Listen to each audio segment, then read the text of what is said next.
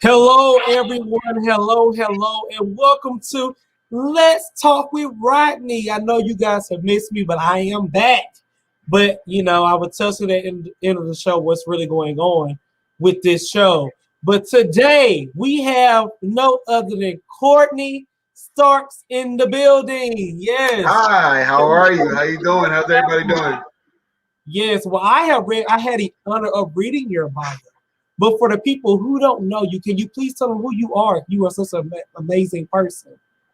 My name is Courtney Starks. I am the CEO and founder of Courtney's Corner, which is a media company in LLC that focuses on impacting lives and sharing the voices of stories of the voices untold. We started out as a passion project, and it's now birthed into an LLC 3 years later. Courtney's Corner started in 2008 and then took a hiatus when my kidney shut down. Once I got my kidneys back and my kidneys transplant, God has kind of brought the vision back to me, but this time 10 times bigger. And he allowed me the opportunity to not only do it for myself, but to cultivate a group of people who were also wanting the same things and wanting to tell these same stories so that other creatives can cross. Yes, and what really out to me was that you are a kidney survivor. And Yeah. I really wait, hold on one second. Do you hear echo on your ear? No. Okay, that was weird. Okay, I'm sorry. Excuse me, you guys. I was like, I heard myself talking back. But one thing that really made me interested in your interviewing you, Courtney, was that you are a kidney, transplant survivor. And I just want to talk about your early childhood to that point. So when Yeah. you were younger, were you always interested in media? No, not at all. And it's so crazy how things work in your life, right? Because you couldn't tell me that I wasn't going to be a nurse.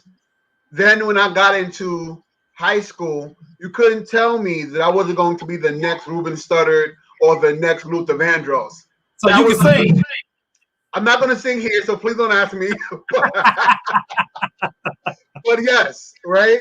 So I sang. I think even after high school, I had a music ministry. We did praise and worship music, and I sang even through the kidney failure phase. I had a whole ministry, and we would go all around the tri-borough and just do worship and praise in different churches and different events. And Courtney's Corner kind of came a bit in my life after high school. That awkward phase for us when we're forced to be adults. You know what I mean? And you don't really have a choice. Either you got to work or go to school because you can't stay here and don't do nothing. This is for the old school people who grew up in that time. So my grandmother was not letting me stay home. So I had to do something. But in that field, I was like, we are struggling and no one has the answers for us. So that's how Courtney's Corner started. I didn't even name it. I remember literally doing one of these lives back when we first started social media, and somebody was like, I gotta get on Courtney's Corner. And I was like, boom, there we go. There's the name. And but yeah. Yeah. So I have a question for you too, because I am a believer in Christ. I'm a Christian. And when you had that diagnosis of kidney failure, how did that make you feel? It was very hard. It was very, very hard for the first year because I was young. I thought I was grown. You couldn't tell me at that age of 18, 19 that I wasn't grown. I had graduated high school on my way to college. And like that's the first thing you want to get out. I wanted to go. Like, let the jail cells open up and let me walk into my freedom. And I had a lot of growing to do. I literally just started the beginning stages of what adulthood would look like. And everything was twisted for me. So you feel like a normal childhood to be going to college or getting a job and kind of going your life. Me, I just had to. Everything kind of got like I went back into this bubble and I didn't know what was going on. I didn't understand what kidney failure was. I didn't know what dialysis was. So for me, I'm like, all right, doc, flip the switch back on. I'm ready to go. Like, this is not real. And it took me a while to realize what was happening. Mm. So the reason why I went actually because I had a near-death experience in 2012 where my face was cracked open. That's why you see the Mhm. scar on my face. And Yeah. people told my parents I was dead, but I'm still here today. And Amen. recently I had a cancer scare, but that Oh, came back negative. So, I just feel like when you are walking in your calling and when you are supposed to do what you're supposed to do, I feel like you are going to go through hurdles because once you cross these hurdles, you're going to be into a blessing where you will bless others. Like you said, Courtney's Corner, where your vision has really blessed others. You have a team behind you that's depending on your success because it makes them look good. So that's yeah. why I want to touch on that. And because you defeated kidney failure, you had a transplant. So moving from that, how do you view life after that? Um, it will, that saying, like, you only get one life. There's only one life to live. As cheesy as it was, once I got my kidney, I was like, oh yeah, I'm taking that word for word. And I realized that we can't keep waiting for tomorrow to happen, right? It needs to happen now. And whatever it is that God is calling you to do, whatever purpose you're seeking, you need to seek it now and stop waiting until the moment happens. I agree with that. So with forming a team, that is something really, really big, and when you're putting trust of people for your vision, that was something hard for me. So how did you overcome people coming into your vision and taking control of stuff you had control over? It was the hardest thing I ever had to do, right? I'm already bossy. This is by nature. And I'm like really kind of selfish when it comes to, especially like when it's your baby, right? It's your baby. So like it's mine, you know what I mean? And I don't know how to relinquish, I didn't know how to relinquish that to people because I'm like, I don't want you to mess it up, or I don't want you to do something that you want to do and I don't see it. And I don't like it. So during the first couple of weeks, first couple of months, I was really upset, right? It was hard for me to let go and allow others to shine and us shine together. So for the first couple of months, they were like in and out, right? In and out. So I'm like, if I don't see it, if you can't see it, then it's not you. You're not supposed to be part of the vision, right? And then I realized, Courtney, they're not going to be able to see your vision. It's yours. Like, you know what I mean? Like it's your vision. They can understand what you're trying to say, but it's yours. It is yours. No one else is supposed to be able to physically see what you're doing unless you are able to give clear direction. Once I was able to do that and realize that in order for them to understand what I see, they have to be led properly. So I had to go into that phase of training myself and having mentors in my life to help me learn how to lead properly. I mean, once I did that, I realized that this team is big enough for everybody to win, right? Like, instead of me looking for people, I started changing my prayer, like, God, bring me these people, right? Let me stop looking for them and seeking them, because sometimes you're seeing with wrong eyes, right? I need you to bring them so that I know that this is real. And once I stopped seeking and hitting people up on Craigslist and all these wacky things that I was doing to build the team, Oh, people saw the Craigslist. man. When I say I was going through the mud trying to get a team together, are people who are supposed to believe in my vision. This is what I'm saying. Like, having to go through it. Once I realized that what I had value on its own, and that people would see that once they realized, what I had to bring to the table, the people started coming on their own. So I mean, I'm not sure if people seen the pictures, but like I posted on my website because I want people to see. Like, it started with just me and a camera at a table in my grandmother's kitchen, and what it grew to because I trusted God and just believed in what He had to offer me. Yes, well, let's talk about this. So, because it takes money to do all of this. Yes, yes. So, you starting off, how did you set a budget for yourself? I didn't. I didn't. I'm not gonna lie. And that was probably, these are baby steps. Like, you learn these things over time. When I first started doing Courtney's Corner and I realized that I wanted it to be bigger than me in my grandmother's kitchen, I realized that it was going to cost a lot of money. And at the time, I was working some rinky-dink job. Where was I going to get this from? Like, no one is going to believe in what I'm doing. Like, I'm a kid from East New York. Like, they don't care. And so I started saving money, right? I would save and save and save. And I am a foodie. And I need to go, like, I'm a professional passenger, right? So I need to be in Ubers. I need to eat good and I love to dress, so I need to look good. And I realized that, like, my dream is bigger than what I need in this moment. So I talk about scraping pennies. I was doing things like taking a bus. Like, you know what I mean? Like, what? Like, who? I wasn't doing that before. But, like, having to fix my lifestyle and save. And I saved and I saved and I saved until I had enough to not only fund my dream, but to pay those who were a part of the dream, It's important to pay people. Like I try to tell people, when you are an entrepreneur, you have an entrepreneur spirit.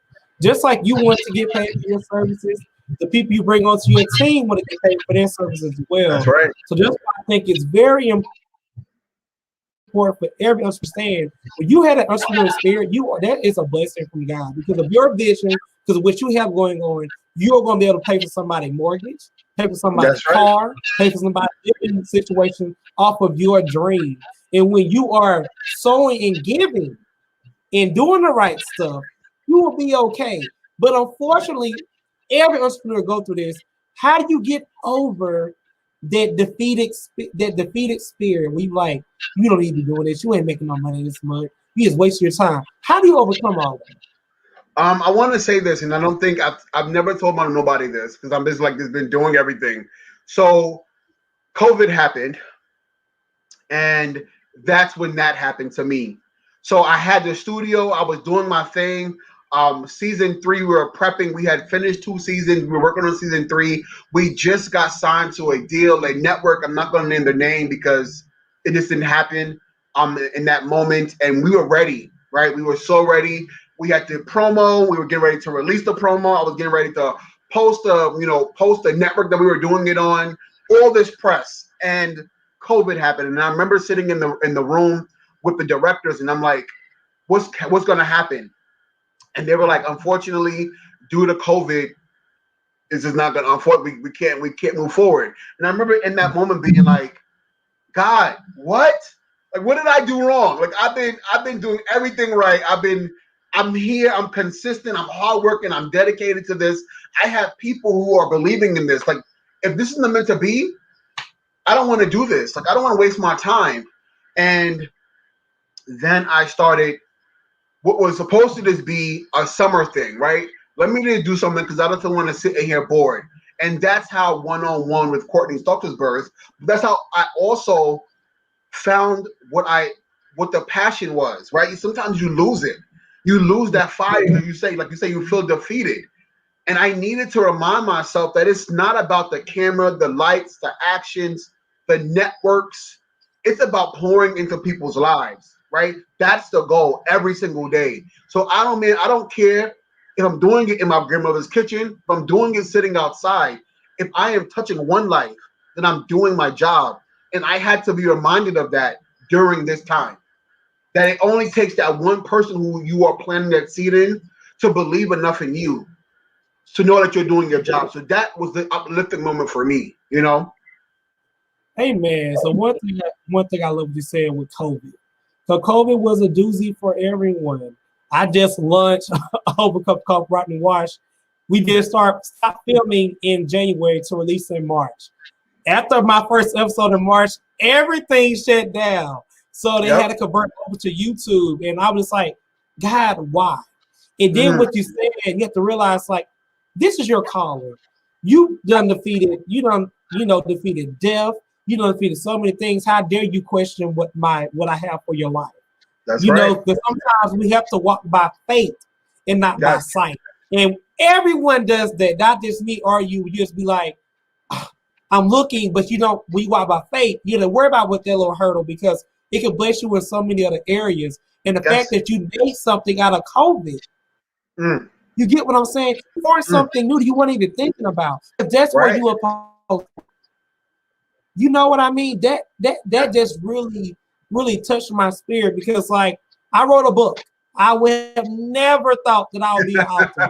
Now my book is in a bookstore. I'm doing book tour, all this kind of stuff, just for me being obedient during COVID. You know what I mean? So Yes. with that being said, you formed an LLC, which is very important for every business owner. So why did you form an LLC? I realized that, you know, and there's a bunch of different ones you can do, right? You can do S corp, you can do C corp, you can do nonprofit organization, you can do for profit. But I felt like you can take a lot of advantage by an LLC, not just with your taxes and things of that nature and kind of doing that, but you can. I feel like LLC encompasses all of it, right? Like that's the big umbrella, and then underneath the umbrella of an LLC holds nonprofits and, you know, S corps and C corps. But I wanted to build a legacy for the entirety of the team, and I felt like in order to do that, I need to build this foundation, this bridge, right? And the LLC to me was important because it encompassed every single thing that I needed. So that way, you know, not only am I not doing this for myself, but now I've given life to Courtney's Corner, right? So now Courtney's Corner is his own entity. It's not just me anymore. You know what I mean? It's not just Courtney Starks. It's its own business. You know what I mean? So that's why I did it. So that way it's separate from my personal life. I can kind of keep the two on either side of the fence. You know what I mean? And there's a side note. When I had my LLC, I was able to apply for loans through my business. Yes. And that has been a very big financial blessing for me during COVID. And I'm pretty sure you done the same. Yes. It's a necessity. Like, you know what I mean? Like when the my personal banker were like, yo, you can do this under Courtney's Corner, not your name. And I was like, oh, really? Okay, let's do this. Like, it was such a blessing, you know? So, with this legacy you are building, what are 3 things you want people to remember you by? I would say determined, very determined, charismatic, and determined, charismatic. Dang, that's a good question. I always ask this, and I never had it for myself. Determined, charismatic, and I want to say accountable. I am very accountable. Yeah. That's a good word. So why do you think you hold yourself accountable? So I say this, right? You know, God is funny, and I've always been in leadership roles. I've always been, you know, doing things throughout my career that has always led to me being the head of something. But I've always worked for somebody above. There was always somebody above me, right? There was always a man above me, there was a woman above me, there was somebody above me. And I am now blessed to be my own boss. But in the midst of, I have people who have to eat. I have people who now are looking at me and saying, if he can beat this, then I can beat this. If he can do this LLC or create this company, then I can. You know, I want Black kids all over the world who struggled, who know what it feels like to get up every day and not know where you're going to eat, what you're going to drink, or happen to be on a machine for 4.5 hours and not know if you're going to survive, to make this and see this and go, you know what, this man did this, then I could believe that I can do it too. You know what I mean? So when I talk about accountability, I talk about it for the whole spectrum. Like, I want people to look at me and say, you know what, I want to be like him. And at first I never thought I was worthy enough to want people to be like me. But now I realize I'm in this place and in this space for a reason. So when people see me, they see a glimpse of God's love, grace, and mercy, you know? And I feel like that's what separates you from zebras to lions. Because when you are a lion, you know, when you are used to working at 9 to 5, you said you were leadership roles, you know, we make you be a zebra working for somebody else. You be in leadership roles, right? You make all these companies money, these Fortune 500 companies. You are a manager, a team lead, sometimes district manager, sometimes a supervisor, sometimes higher than that. You believe in yourself to make this other company money, but when it comes to you, you're afraid. You're like, can I do it? Can I do it? But then you turn from a zebra to a lion. Because you got to understand, lions are not a big group of people. It's hundreds of thousands of zebras, but like 12 lions out there, the whole pride. So you are joining a network with people who believe in themselves to hire these zebras. You understand what I'm saying? So when you walk out, be like, you know what? I believe in myself. I was a manager for whoever. So why I can't manage my own stuff? And I love what you said, accountability. Hold yourself accountable. You have to. You have to when you mess up, because you're not gonna get that check in 2 weeks or that monthly, whatever you get paid. You only get what you do and for the fruits that you plant. Your seeds you plant to turn into fruit. So I just love that word accountability.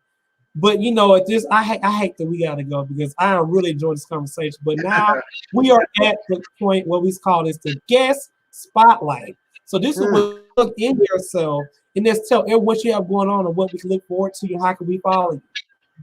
Yeah, sure. So you guys can follow me at Courtney Starks Official on Instagram. Courtney's Corner, the Courtney's Corner brand on IG. We now have launched our website at www.courtneyscornerllc.com, where you guys can get direct information on all that I have going on. I have a book coming out in September. We are preparing for season 3 of One-on-One with Courtney Starks next month. Well, in May. So in May. So we have all these great things coming up, and you guys can get to talk to me. And I respond. I promise. I really, really do. I respond. So please look out for everything that we have going on. I appreciate it. Yes, and I have thoroughly enjoyed this interview. I need to bring on my podcast, actually. Yes, I'm welcome. Yes, please come. And I want everyone, thank you so much for tuning in to Let's Talk with Rodney. Make sure you go follow this man, Courtney. When I started following him probably like a month or 2 before this interview, and I really love what he has going on. And this is a man of God, and he has defeated so much stuff. So it's only going to go up from him, from here. God, I'm getting tongue-tied. And I was going to say, Courtney, thank you so much for coming on with Let's Chat, Let's Talk with Rodney, and many blessings to you, brother. And you guys make sure you subscribe to this channel and make sure you follow Courtney. Until next time, you guys, be blessed and be safe.